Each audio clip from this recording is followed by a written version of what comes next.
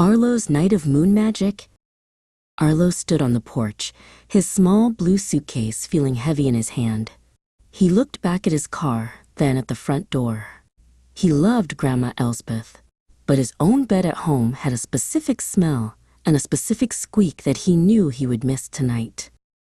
The door creaked open, and Grandma Elspeth stood there with a smile as bright as a birthday candle. She didn't say, "Hurry up," or "Don't be silly." Instead, she knelt down and gave him a hug that smelled like cinnamon and old books.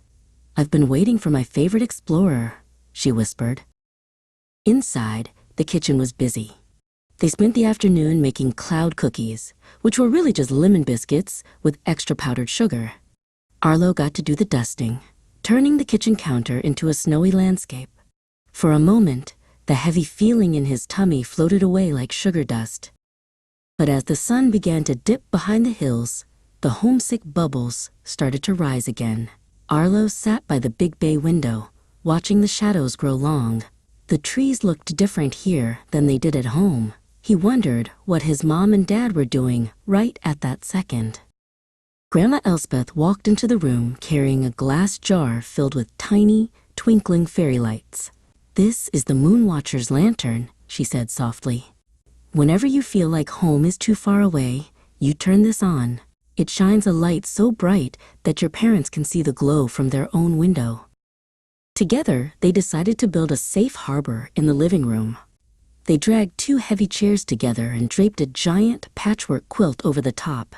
Arlo crawled inside, testing the floor with his hands. It was soft, lined with every pillow Grandma Elspeth owned. Arlo settled into the fort with his favorite stuffed bear. From inside his quilt cave, the house didn't feel so big or so strange. It felt like a secret base. He listened to the rhythmic ticking of the grandfather clock in the hallway, which sounded like a slow, steady heartbeat. Grandma Elspeth sat on the floor just outside the fort. She told him a story about a little girl who once felt brave enough to sleep in a tent in her own backyard, even though the owls were very loud. "That little girl was me," she said, "and the owls were just saying hello." The Moon Watcher's lantern glowed on the bedside table as Arlo finally climbed into the big guest bed. The sheets were cool and crisp. He watched the reflection of the fairy lights on the ceiling. They looked like a map of a new world he was just beginning to discover. The next morning, the sun woke Arlo up by tickling his nose.